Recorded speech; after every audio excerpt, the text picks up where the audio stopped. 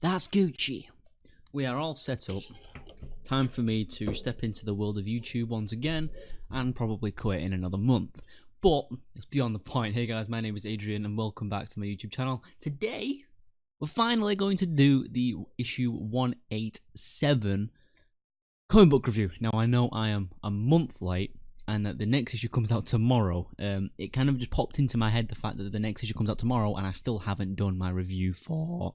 I still haven't done my review for the previous issue, so that's what I'm going to do now. The reason I haven't done a review is because just stuff got in the way, and it just was never made. So better late than never. That's what I always say. The reason I'm, just being slow is because I can't find my copy. Okay, we're here. So the thing I liked about this issue is it kind of answered a lot of questions that I think a lot of us had. And that's, is Pamela Milton really on Rick Grimes' side? And bigger question, is Rick Grimes on Pamela Milton's side? And it's still very complicated. So in issue 186, which was December's issue, we had the unfortunate death of, spoiler alert, by the way, for all these issues, Dwight. Dwight tried to assassinate Pamela Milton, and Rick Grimes stepped in and killed Dwight, which I think there was a lot of other ways he could have gone around it, but maybe, I don't know, maybe it was the end of Dwight's character in the comic book series. So it starts off with Pamela Milton having this speech about how Rick Grimes saved her life from an assassination attempt, who of course was from Dwight. And she says, and Rick Grimes saved my life, and then has this speech about how Dwight was the person who tried to assassinate him, and Rick stepped in and killed Dwight. And then she invites Rick up to say a few words, and I got quite excited when she brought Rick up on stage. And he seems to be very formal as well when he was talking in front of people. This just shows how great of a leader Rick is. He's very formal. He said, thank you, Governor Milton. And then he goes on to say about how he's aware of their difficult times at the moment, and that the people in the community need to start working together to kind of create a peace within the community, so that people can just live in peace and still pretend that there's nothing going on outside of the walls. So I think it was a really great speech. I did really enjoy it. Sadiq ends up setting off to go to the Commonwealth. And then there was the whole situation with Mercer and Princess. Princess basically says that she doesn't want to stay with Mercer anymore, because every time she's near someone, they end up dying. So she has very large trust issues with herself. They sit down, they have a chat, and then they talk about relationships, which is very nice. We don't really get much of these, many of these scenes in this world, and it was really nice to see, even if it was two characters that we've known for like 6 months, which is 6 issues, by the way, so it's not long. And then he says, "So are you leaving?" And he says, "I am." She says, "I am. I don't think. Is there any way I can talk you out of it?" And she says, "I don't think so. I'm sorry, but I have to leave." And then there was a scene with Sofia and that new Whisperer kid. I think his name's Josh. Basically, Jesus came upon a group of like 4 Whisperers on the road. One of the Whisperers was basically telling them that, basically trying to make them abide by the Whisperer's rules. And they didn't appreciate it. They didn't like it. They didn't agree with most of their rules, and they just left with Jesus. So there was a scene here with Josh and Sofia, and they have a little bonding moment about how neither of them have any friends or many friends.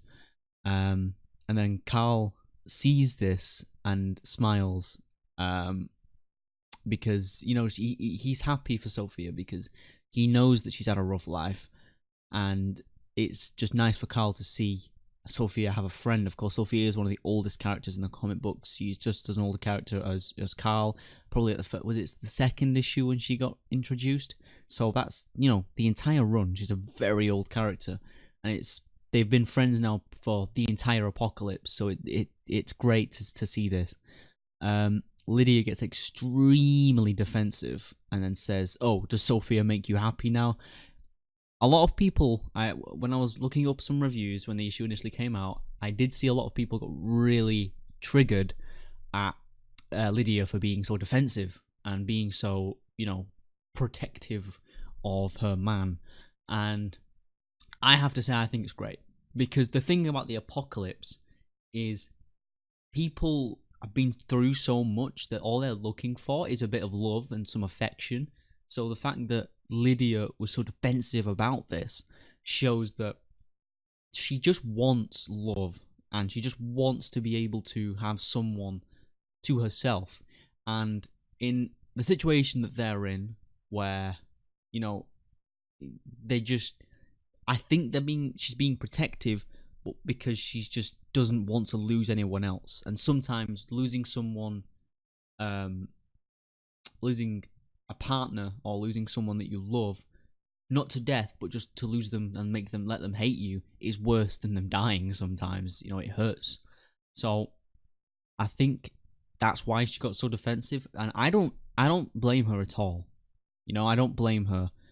They do end up working it out, and then she storms out because Kyle called her a monster. He didn't. He said they're both monsters. Everyone in this world is a monster. And then she got offended by that and ran out. And then it splits to this. I can probably put this on screen. Hold on. Yeah, there we go. So look at this epic scene. Look at that.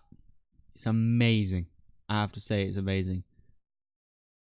And then it skips to this scene here where Laura meets Mercer on the road. Of course, Laura is one of Dwight's friends from the Saviors, but she's a good person. She's a good guy now. She's just mourning over Dwight's death, and then they they bond over the fact that they're just killing walkers. And then it gets to the good juicy stuff, which is the confrontation between Michonne and Rick, because of course Rick is very disappointed and very annoyed with Michonne because she's the one that set up Pamela Milton to walk into the room when Dwight was a mess, which made Dwight lose it and which made Rick have to kill Dwight in order to save Pamela Milton's life. So I think Rick kind of blames Michonne in a way at this moment. So I think it was very juicy. They have a chat, and Michonne says, "I created a very bad situation." That is very true, but you can't pin Dwight's actions on me, or at least you shouldn't. And I like that line. But Michonne went behind Rick's back to ruin what was going on. She sabotaged a situation that Rick was able to control. He was controlling it well, and he was calming Dwight down, and Michonne just completely ruined it. So I have to say, me personally, I'm still pissed off at Michonne. And then Rick says, "A man is dead, Michonne." And then Michonne says, "I'm saying that was inevitable. That guy was far beyond his third strike." And yeah, Michonne she doesn't realize the extent of what she did. She doesn't realize how bad it actually was. Sadiq ends up showing up at Hilltop to take a few people to go and find Rick. Take them to the Commonwealth to find Rick and the gang. Dante and a few others end up going along with Sadiq. And then there's another scene where Carl wants to go, and Carl basically says to Maggie, "You can't stop me from going." So he ends up going, and Lydia is quite sad about this, and they end up making it up just before they leave. And then it skips to a scene where Mercer is basically planning a revolution against the leader, and then one of the leaders walks in and says, "Governor Milton is going to be so disappointed in you." And I believe, yep, that's where it ends. So it was a good issue. We got a lot of questions answered. There was some Walker killing, which I like, because they tend to skip over the whole Walker situation very quickly. I did like this issue. I'm giving it maybe like a 6.5 out of 10. We're lacking a lot of action. There's not enough intensity for me at the moment. I'm not really feeling the comics slow storyline. I can see where they're going with it. They did it in the TV show with season 7, and a lot of people hated season 7. But I could see the bigger picture. It was just a shame that this build-up lasted a whole season. I don't want that for the comics. I hope they pick it up very soon, because if not, people are going to start getting sick of it. So, yeah, I give it a 6.5 out of 10. It answered questions that I was wondering, and it was just a hands-down decent issue, just like the ones before. I've got some predictions for next issue, and that's that the gang, the what's the word? The cavalry from Hilltop will be diving into the Commonwealth to find Rick and gang and see what's going on, and then they're going to break the news that Dwight's dead and people are going to mourn him, and there's going to be some situations because more of Rick's people have shown up, and Pamela Milton is going to start feeling maybe a bit intimidated. I'm not sure, but let's just hope that it doesn't get out of hand, because I don't want a war between the Commonwealth and the Alexandria. I don't want that. I want a war between the Kingdom, Alexandria, and Hilltop versus the Commonwealth. That's what I want.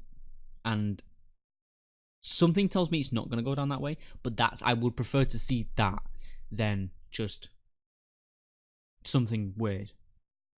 Or there's going to be a revolution and Rick's going to take over the Commonwealth. They're the only two options that I can see happening. If anything else happens, then I'll be blown away.